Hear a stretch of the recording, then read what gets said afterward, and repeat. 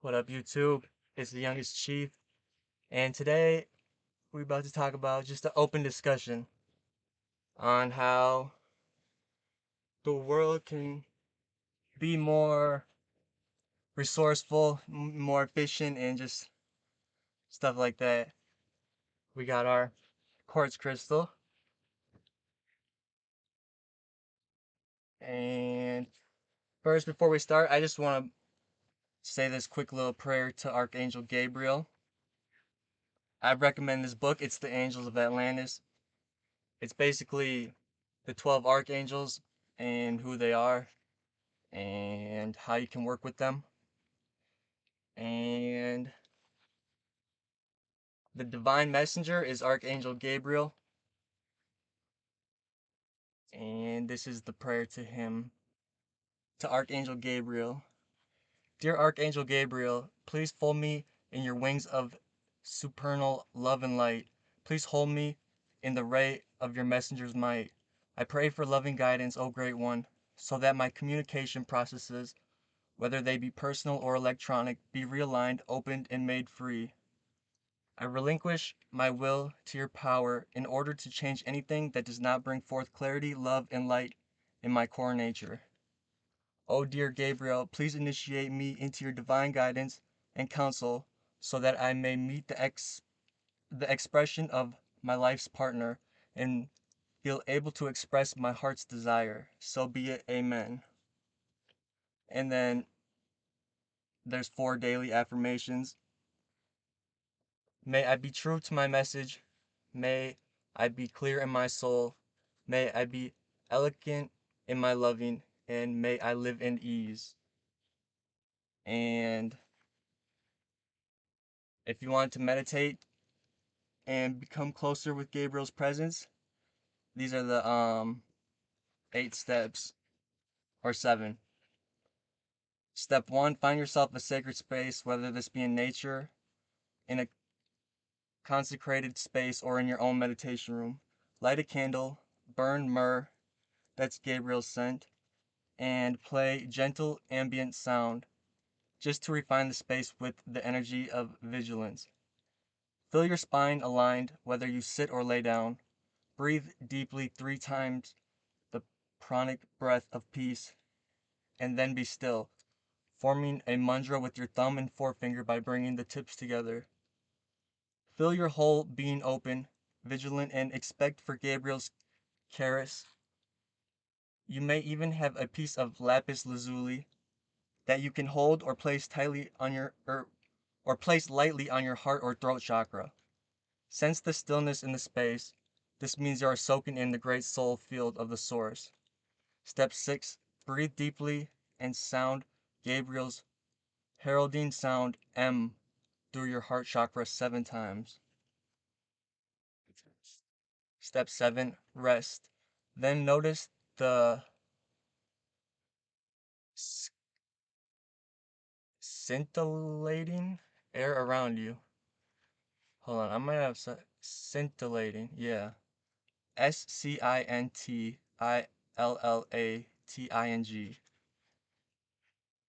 Scintillating air around you, and visualize a beautiful ball of blue lapis lazuli light 7 feet in front of you.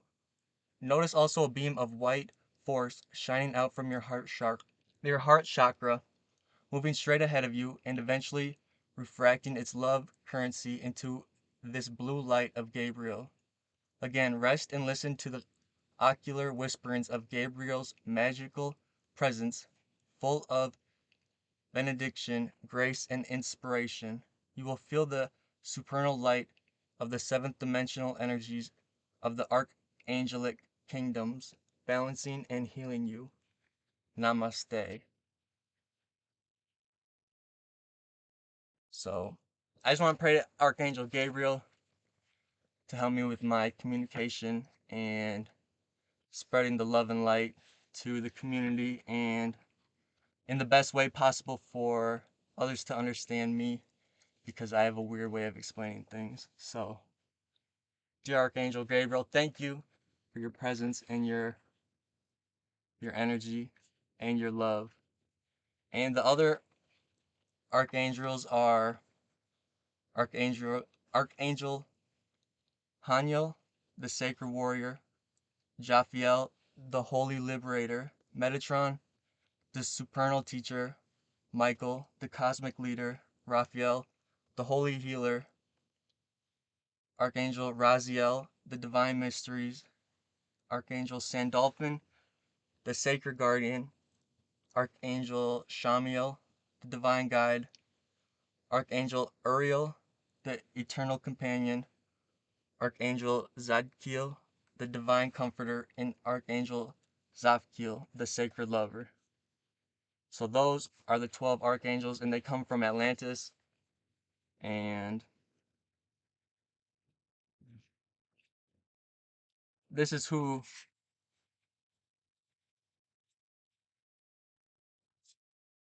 hold up.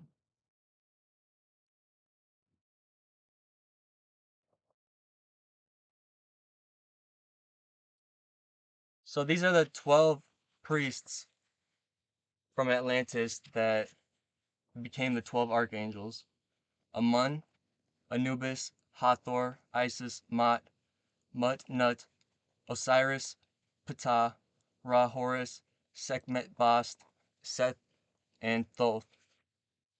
And when Atlantis got washed away, the 12 priests went across the world and set up their own teachings to, teach the world for the message to like live on, basically, the light to live on.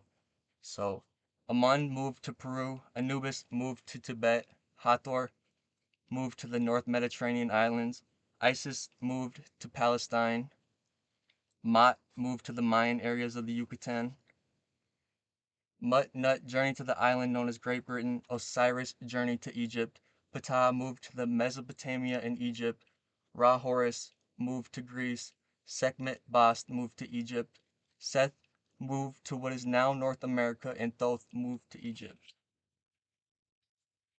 And the priests, Greek/Roman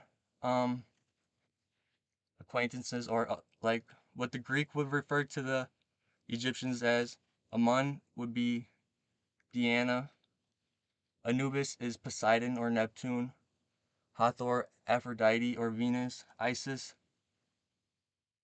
Demeter or Ceres, Mot Hades or Pluto, Mut Nut Hestia or Vesta, Osiris Zeus or Jupiter, Ptah Hera or Juno, Ra Horus Apollo or Phoebus, Sekhmet Bastet Athena, Seth Ares or Mars, and Thoth Hermes or Mercury. Sorry if I said any of those a little iffy, but but here are the 12 universal laws. Law 1, the law of oneness. All molecular energy of both human and planetary force was considered to be part of their interconnectivity of the universal consciousness. There was no belief in separation, as all things were considered inclusive, hence the presence of each temple built through the geometry of the circle, suggesting the inclusivity of the feminine principle. Through fifth dimensionality, the Atlanteans could see the direct efforts of the theory of oneness. Law 2, the law of vibration. All of creation is composed of vibration occurring in cycles or waves of circular patterning. All outer manifestations was believed to be the vibration of all inner reality. Therefore, the Atlanteans meditated on the vibration of quickening in their lives. They observed the quivering of a leaf in the wind or the impulse of sound vibrating across the water. They truly honored this powerful force of nature. Law number 3, the law of relativity. Each incarnation was chosen to experience initiations or soul tests to strengthen the soul light within. Each test was seen as a challenge, not a problem, and each individual was taught to remain connected to their heart consciousness by loving the natural world. Similarly, it was believed that if unhappiness existed, there was always someone else experiencing a deeper despair. So emotional and spiritual intelligence were taught and experienced as tools for becoming embodied spirit fully living in matter. Law number 4, the law of rhythm. All of nature vibrates through the rhythms of life, creating the seasons of circadian rhythms, the cycles of nature, such as day follows night through the rhythms of growth or evolution. Positivity was always seen as transformed negativity. Therefore, the Atlanteans honored the substance of rhythm in their lives by honoring the sacredness of the day moving into night or of spring into summer. Law 5, the law of polarity. All parts of planetary force exist through the continuum of contrast. All states exist with an opposite pole. Therefore, the Atlantean people were taught to change the existence of challenging circumstances by concentrating on the opposite.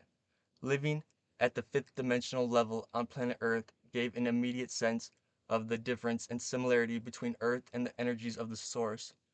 The belief that the belief was that no linear reality existed beyond the first three dimensions. Law 6, the law of action. All flow exists by being engaged in the action derived from thought, word, and deed.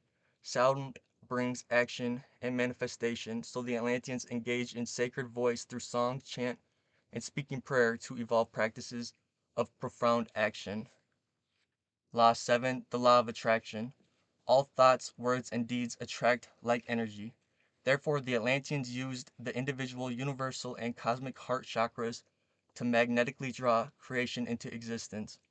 They saw thought as an electrical force and feeling as magnetic. They were able to decide on what they wished to attract and feel what it would be like to have the desired object, all in service to the source. Law 8, the law of manifestation. The visible effect on our actions may be given in gifts, miracles, blessings, and friendships, or as contradictory measures. Therefore, each Atlantean was encouraged to see the daily miracles of life on earth as a direct consequence of their belief in manifestation. Law 9, the law of karma. Every action has its cause and effect, its action and reaction. Nothing happens by chance, for what you sow, you reap. And when we see life thus, we truly see the grace of spirit moving through all things. Law 10, the law of transmutation. All beings have the essential ability to transform all conditions so sad becomes happy and hate becomes love. Applying the universal laws through respect of polarity brings powerful healing and transformation through the vibrations of light, color, and sound. Law 11, the law of gender. All beings in all force have a male and female counterpart. The Atlanteans learned that becoming a master meant first that you must balance these energies within, then and thence become a co-creator with the source. And law number 12, the law of intention. All energy flows through intention, and the force that is denied, refused, or resisted holds negativity rather than supreme acceptance. Therefore, the Atla taught to always focus on the highest ideal, and then the higher levels of spiritual consciousness would be attained. So those are the 12 universal laws, and any country that makes up their own laws is strictly, in my opinion, is strictly for monetary value or some type of control or power over someone. Because, I don't know. In my culture, and the Native Americans before Columbus, they was said to believe, the stories go, that there was no laws. Like the Native Americans didn't have no laws. They didn't even know lies, basically, until they were introduced alcohol. Because there was no need for them to lie. Like, what, what, I don't know, they just didn't know what lying was because it was a tribe. So like, say like a kid in the tribe was acting up or whatever, acting bad, the whole tribe would come together and basically show that person that was acting up more love and be like, we all love you, so and so, or like they tell them how basically they are loved and like they don't need to be acting up. And yeah, so they basically just never believed in lies, or they didn't know what it was. But yeah, I don't know where I don't know how I got onto that, but um, oh yeah, the universal laws. If it's not universal law, then it's just some man-made law for whatever reason that law exists. Who knows? But yeah, and let's see, the 12 chakras. The 12th is the stellar gateway, the 11th is the soul star, the 10th is the cosmic heart, the ninth is earth star, the 8th is the universal heart, the 7th is the crown, the 6th is the third eye, the 5th is the throat, the 4th is the heart, the 3rd is the solar plexus, the 2nd is the sacral, and the 1st is the base. And then it tells how each archangel is aligned with each chakra in the body. And yeah, this is, I highly recommend this book because every religion talks about the archangels, whether it's Christianity, they have archangels. Atlantis had archangels. Egyptian had the deities, gods and goddesses. The Greece also. Like, archangels they do exist. And if you would like to work, or like, if you would like to work with them, they would be more than honored to work with you. And it's very easy to work with them too. They each have their own scent, their own crystals, and in order to get to know them, you just ask for their energy to surround you, and then just meditate. And then whatever you feel in your heart from that energy is most likely the archangel trying to communicate with you. Which it's in the beginning, it's very powerful. So you may like not you may feel very strange, or the energies around you when you first start this and you start to see that it is real and it does exist, your ego gets shredded more and more and more, because then you ask yourself, like, if this is real, then what else could be out there that I am not aware of, basically. And then it just goes never ending. It's never ending for real. And that's what Thoth says. One who strictly tries to figure out all the information of the world, or will just drive himself insane, because there's never ending learning. That's why we have so many lifetimes, and that's why it frustrates me that Christianity suggests that we only get one lifetime, and that's not true. Because how there's so many great things to experience in this world, and to only have one life to do that is like, come on. That cannot be true. Like, the chances of that are just, what would this even be for then, But, and what a perfect life is to somebody over here, a perfect life may be completely opposite to a different person. So, what if you want to experience both sides of the coin, right? You also can do that as well in a different lifetime. So, because was my thought on that. If Jesus came here as a perfect being and committed no sins, wouldn't he want the opposite? Like, wouldn't he want a life to live where he didn't have any sign of like angelic help or any type of power from his angelic being, but he still loved the creator and his father like just as much, knowing that he struggled in life, then had his life made from the very beginning. You know what I mean? And that's why I always say about um the free will that the creator gave us. Like imagine everybody loving you because they are forced to love you, right? You don't really get any fulfillment out of that.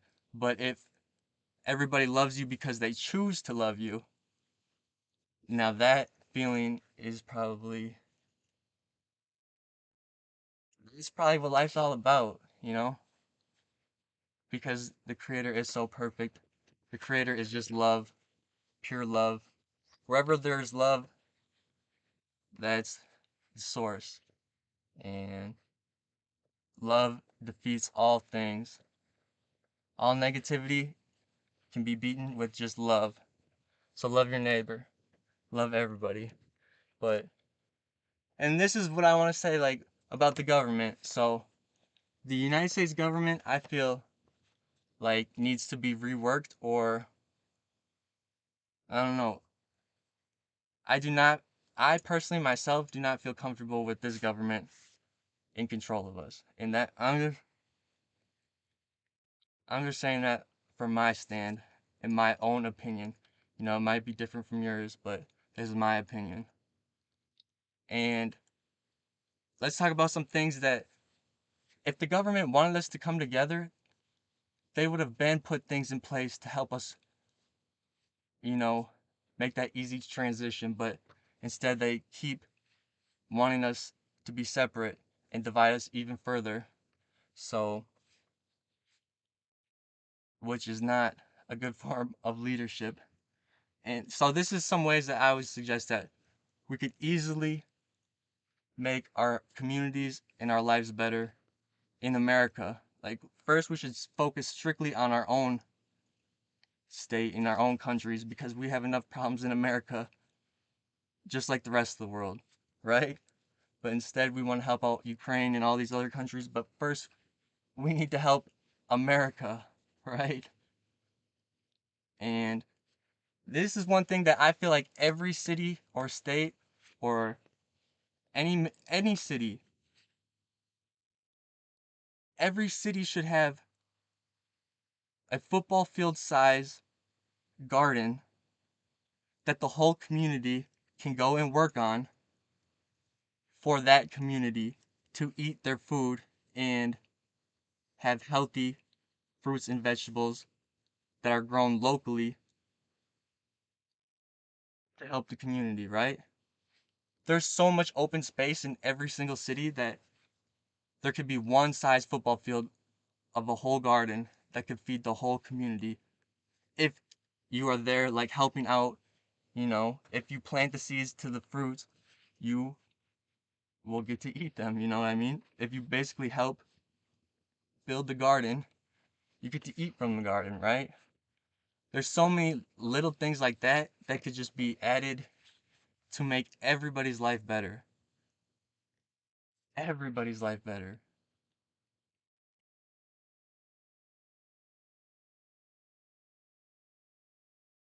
Or there could be like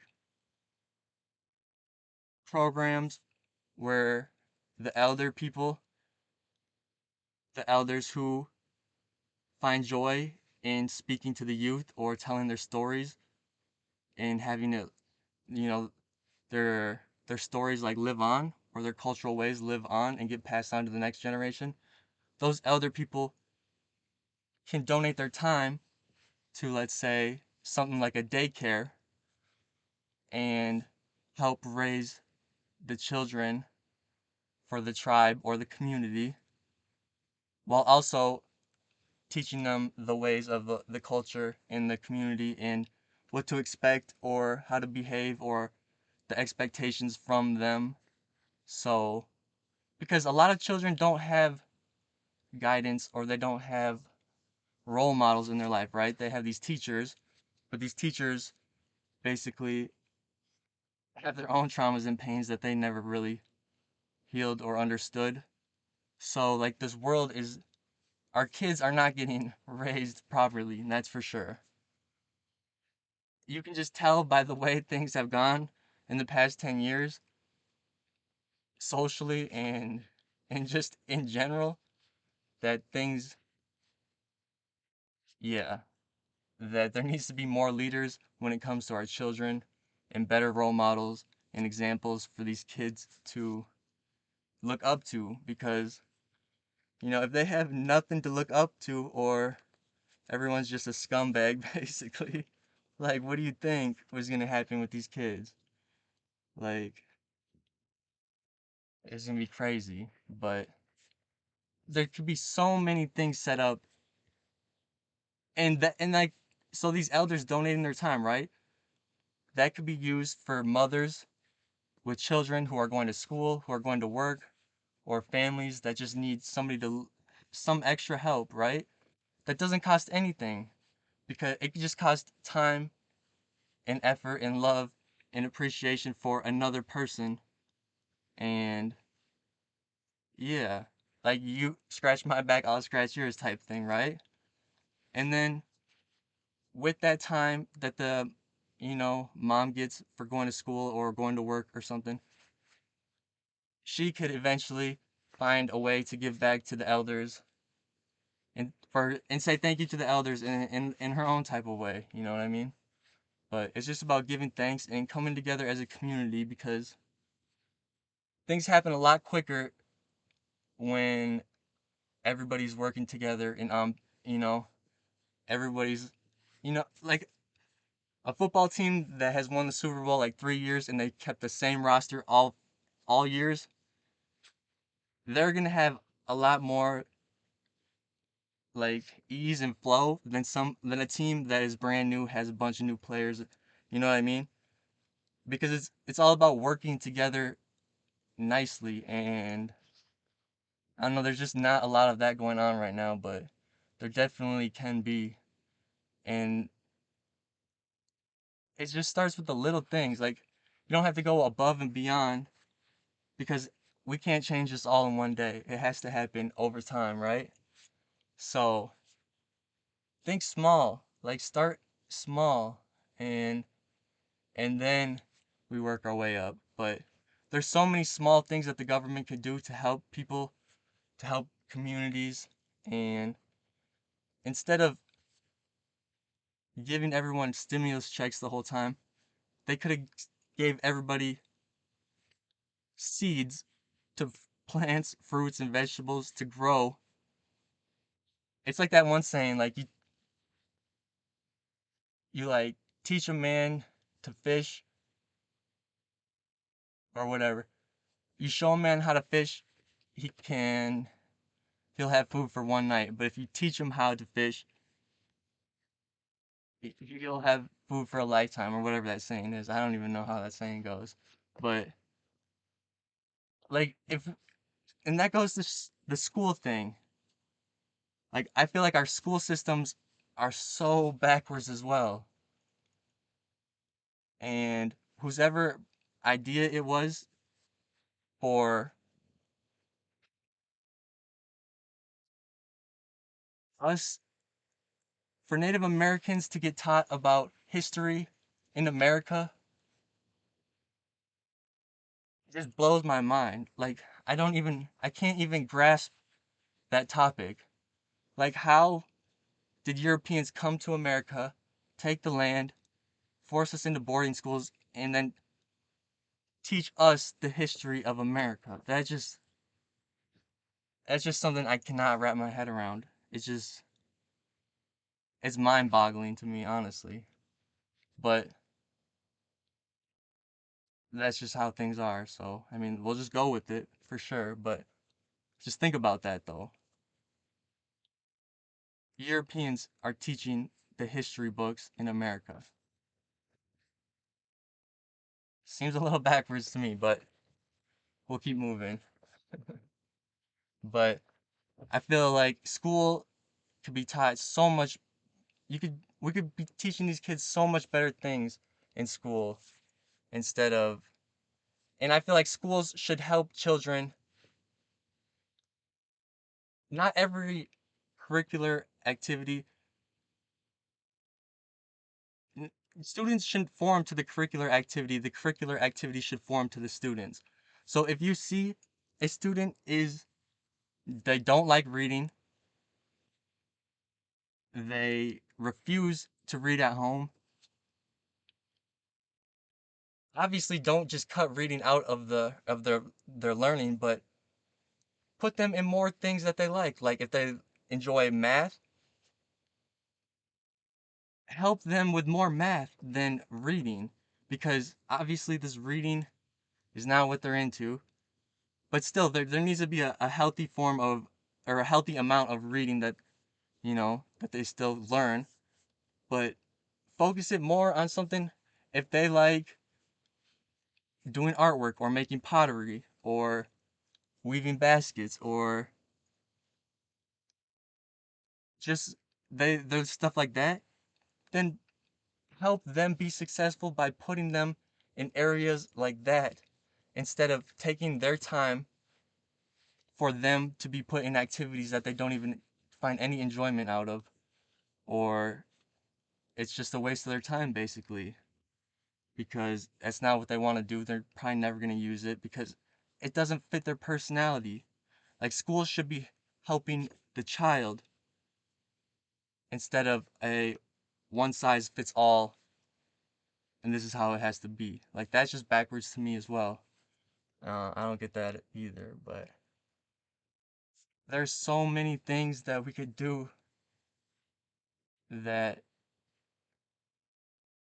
could help us plan for a better future, because yeah, like the world sucks right now, but if 80% of people see a vision and it clicks to them and they work towards that vision, like think of how quickly electronics blew up in the past 10, 20 years. Think if we put all of that research energy into coming together as a collective, if we put all that energy into that, how much better things could get in every single area of life. Because once like the structure is formed and there's balance in the structure, then that's when everything can start taking off. But like as a collective, we have no structure. All we have is pain and trauma right now. So there's nothing to build off of. There's no unity, there's no coming together, there's no help. It's just trauma. But they say like what doesn't kill you make you stronger. So if we heal from that trauma, our structure and our base will be unbreakable because we've been through so much that we learn to get past and heal and to not outcast other people, or, to accept them and be understanding that everybody has their pain and trauma that they're just trying to work through basically. And why not be a positive, light to somebody who is struggling with something in their life? If you could, you know, if you could help someone with doing the littlest things in your life, the joy that you feel from that is the best feeling in the world. Like at Christmas, it feels a lot better to give than to receive at Christmas, and that's for sure. But yeah, one second. Sorry, I just wanted to make sure my laptop was charged and wasn't gonna die because it's not plugged in. But this is one of my thoughts too on how we can generate free energy as well. So I'm no scientist though. So, but just hear me out. Just hear me out. So we got crystals, right? Crystals can hold energy. They can store energy, right? So think of like if a dinosaur, if there a meteor went off by a dinosaur and the dinosaur just like Medusa turned to stone because it got so hot so quickly, think of how much stored energy would be in that crystallized dinosaur. Or, you know what I mean? All that information from that dinosaur's life would be in those crystals and it would live on forever. So, get this. We have like a dome type thing, right? And on the end of it, it has a glass disc, right? Okay. So we put that in the center like that, right? And this glass disc is going to be, there's going to be a lighthouse, right? What do lighthouses do? They produce light. What is light? Energy. What does light do? It brightens places that are dark. Lighthouse, right? So if there is a magnifying glass traveling with the sun and reflecting the sunlight on this glass disc, right? And then there has to be something that can store energy, right? That can convert energy. Crystals. This is my suggestion, crystals. And then this center dome thing will be in the middle of like a tree because trees can grow around everything, right? And then on the branches of the tree, well, you have to drill holes, make sure that there's a hole leading out of the wood, right? Because lightning, right? If you put tin on the end of the tree branches to catch the lightning, right? Lightning, lighthouse. The lightning that the tree catches goes into the crystal, which is in the center. And then the roots, let's say you have that tree right there. You use copper between two trees, right? And then that whole area would have energy. And it would be all underground because the roots and stuff, right? So, say like from here to here. And then,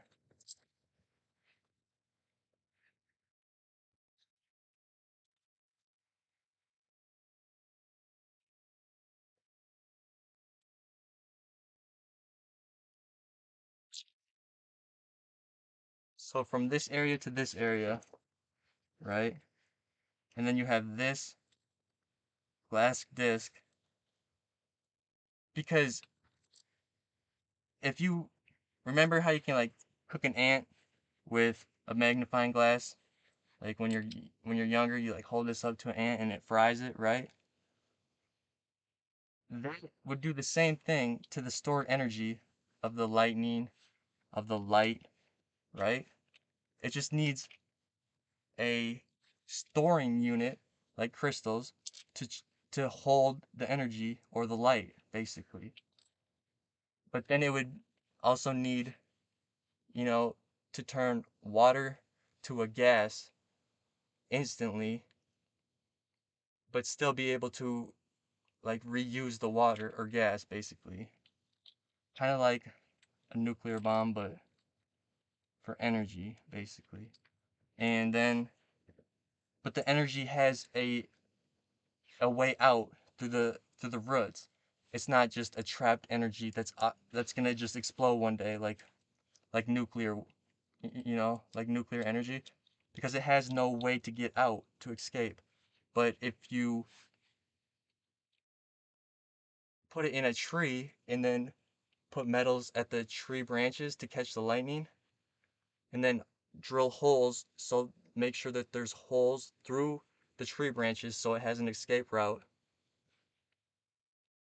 You can catch energy the whole time, and then we can learn to convert it into, you know, set areas, whichever. Think of like a dream catcher, and there's just webbed together underground, and yeah. So that's my theory on, or that's my hypothesis on how we could potentially harness free energy someday, right? Because back in the day, like, what do they? Witches always have a wand. Moses had a staff, right? They have staffs. And what does a staff do? It's like a it's like an antenna. That's same thing with a eagle feather. It's like an antenna to the heavens. So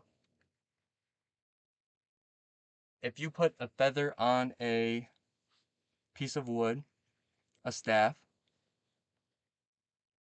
and then you stick it into the ground, then it is getting charged by all elementals: the air, the earth, the fire, because the fire is just in the earth, and then water, because everything's connected to water. So that staff becomes basically like a supercharged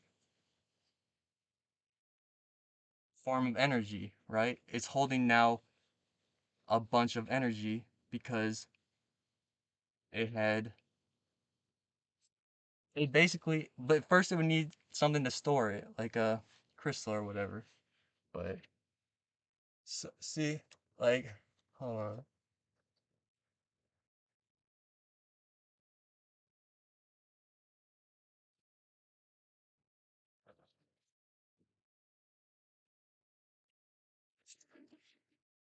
So basically, it's a wand. It's made out of a deer antler, but and then it has a quartz crystal at the point, right? But now if I stick this into the ground,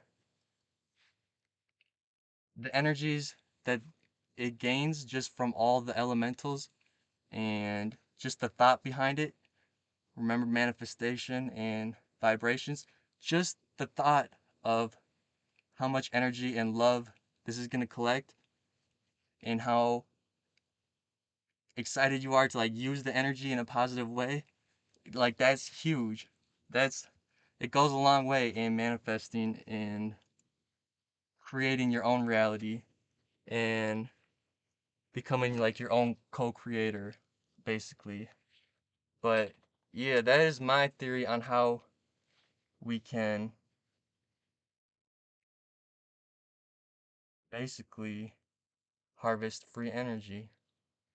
Shout out to Nikola Tesla, not Elon Musk. But shout out to Elon Musk too, because he still does things. He still does important things for sure in the science department for sure. But yeah, shout out to Nikola Tesla. And if you don't know the story about Nikola Tesla and how they basically stole all of his work, like Edison, the light bulb, they stole all of his work basically and patented it. That's when patents came out because they didn't want people using free energy. They didn't want people to know how to make free energy because they wanted you to be in debt so that they owned you like a slave, basically. And when the first year that slavery ended from the Civil War, was the first year Social Security numbers were given to like babies, basically. So think about that. They didn't stop slavery; they just hid it in a much better place, basically. They compartmentalized it into a deeper storage box that less people could see, basically.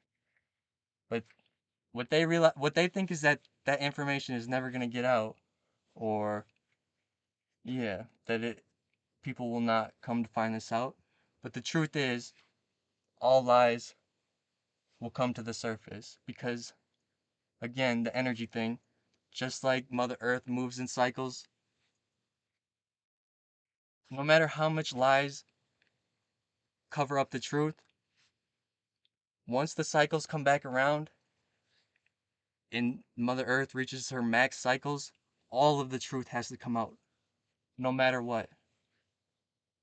Because that's just how the laws of the universe work. So that's why I had trouble telling lies. Like, I'm a horrible liar. You could tell I'm lying because I'll smile right after because it just feels not real. So I realized as a kid growing up, I'm better off just telling the truth because I can't, like, I'm the worst liar you'll ever see. Like, you can instantly tell that I lie. So now I just tell the truth. But what I've come to realize is that any lie that has been told at some point has to come out. It doesn't matter. It might not be your lifetime. It may be many lifetimes after that. But regardless, the information will get out. Because, again, light and love will always, it will always defeat, any darkness or any areas of dark. It'll instantly light up. Because we're meant to have dark days on Earth. We're meant to have challenges because that's how we grow. Like, we would never grow consciously if we never struggled or had to overcome any obstacles. Like, what would be the point of life if everything was just sunshines and rainbows and butterflies, right? Life would get boring, right?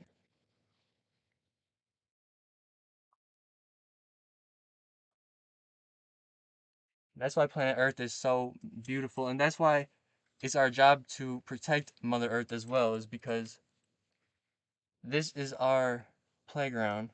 This is where we get to learn and throughout the whole universe. This is where our soul goes to learn, basically. And humans are really tangible and like we're really good at creating things with our mind. Like if we envision it, we can create it, right? A lot of other extraterrestrials or beings from different planets or galaxies, they have a much tougher time creating something like manifesting things from their mind's eye and making it a reality, basically. But that's what humans are very, very good at. So anything that you think of or envision,